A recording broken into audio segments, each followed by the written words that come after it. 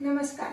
आऊचा खाऊ या यूट्यूब चॅनलवर मी मेधा तुमच्या सगळ्यांचं मनपूर्वक स्वागत करते. बऱ्याच वेळेला काय होतं, आपण सुट्टीच्या दिवशी इडली, सांबार, चटणी असं करतो. त्यामध्ये सांबार आणि चटणी संपून जातं, इडल्या शिल्लक राहतात. मग दुसऱ्या दिवशी ते इडल्या संपवायचे असतील तर सांबार आणि चटणी करायला लागतं किंवा ते इडल्या वाया जातात. सांबार आणि इडली केलं तर सांबार संपतं, इडल्या शिल्लक राहतात. मग आता त्या उरलेल्या इडल्यांचं काय करायचं, तर मी आता तुम्हाला दाखवणार आहे चटपटीत आणि मुलांना आवडेल असा इडली फ्राय. चला तर मग साहित्य दाखवते. हे पहा, आता यासाठी लागणार आहे इडल्या. 7 ते 8 इडल्या घेतल्या, मीठ, लाल तिखट, चाट मसाला आणि इडल्या तळण्यासाठी तेल.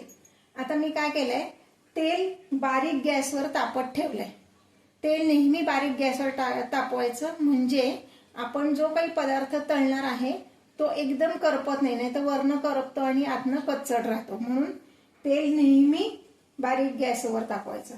आता ह्या इडल्या ज्या आहेत ह्या मी रात्री फ्रीजमध्ये ठेवल्या त्या, म्हणजे त्या तळल्यावर कुरकुरीत होतात.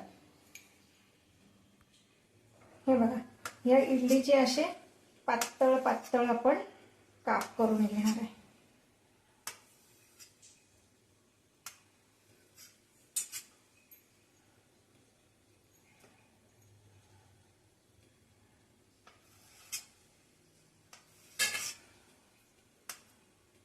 असे पातळ काप केले म्हणजे इडली पटकन तळली जाते.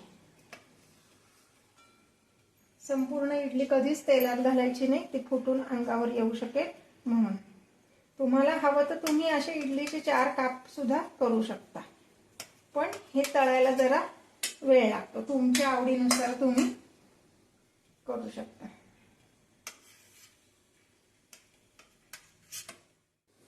हे पहा, इडल्या मी आता असे बारीक लांब त्याचे तुकडे करून घेतलेले आहेत. आता तेल तापत ठेवले. मगाशी मी तुम्हाला सांगितलं तसं तेल तापवून घेताना बारीक गॅसवर तापवायचं, म्हणजे पदार्थ बाहेरून करपला आणि आतून कच्चा राहिला असा होत नाही आणि तो छान क्रिस्पी होतो. दुसरी एक महत्वाची टिप मी तुम्हाला सांगणार आहे. आपण तेल तापवायला ठेवलं की त्यामध्ये 2 आमसुलं किंवा 2 चिंचेचे बुटुक असं घालायचं आहे. का तर तो पदार्थ तेलकट पण होत नाही आणि तेलावर फेस येत नाही. म्हणून पाणी मी 2 आमसुलं त्यात टाकणार आहे.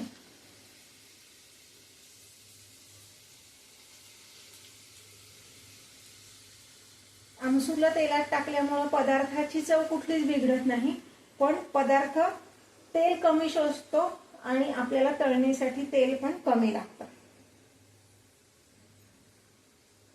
आणि ते काही असं ठेवायचं नाहीये, 1-2 मिनिटं ते तळलं गेलं की काढून घ्यायचं आहे.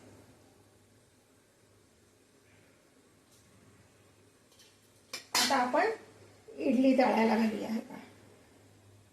असं सेपरेट करून घ्यायचंय. तेल व्यवस्थित तापलेलं आहे.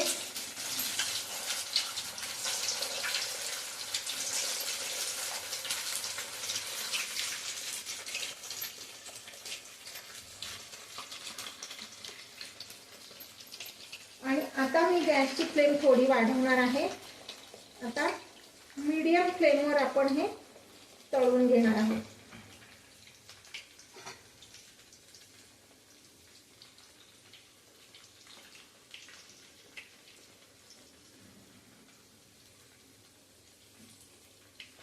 छान सोनेरी रंगावर आपण ही इडली तळून घ्यायची, म्हणजे छान क्रिस्पी होते. खूप मोठा गॅस ठेवायचा नाहीये, पुन्हा सांगितलं तसं.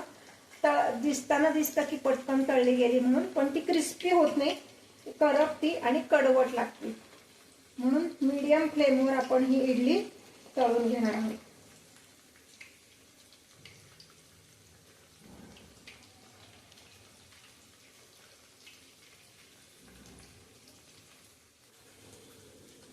हे पहा, हे असं सोनेरी रंगावर तळून झालेलं आहे. फार लाल किंवा फार काळपट होईपर्यंत ठेवायचं नाही, असं सोनेरी रंगावरच हे तळायचं. आणि एका चाळणीमध्ये मी हे काढून घेते.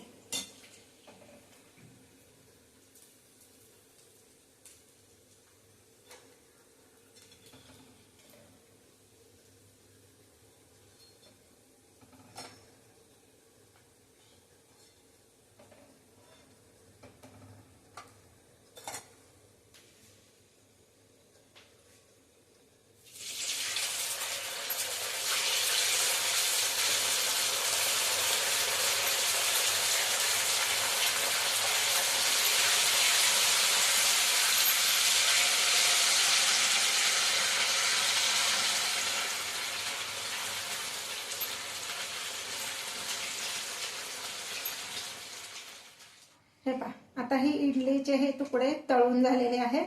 आता यावर आपण मीठ, चाट मसाला आणि थोडंसं लाल तिखट घालणार आहे.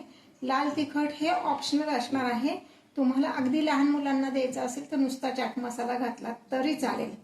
हां, आत्तापर्यंत तुम्ही माझे सगळे व्हिडिओ बघितले असतील, नसतील बघितले तर माझ्या चॅनलला लाईक करा, शेअर करा, सबस्क्राईब करा आणि बेल आयकॉन दाबायला विसरू नका, जेणेकरून माझे पुढचे सगळे व्हिडिओ तुमच्यापर्यंत येतील.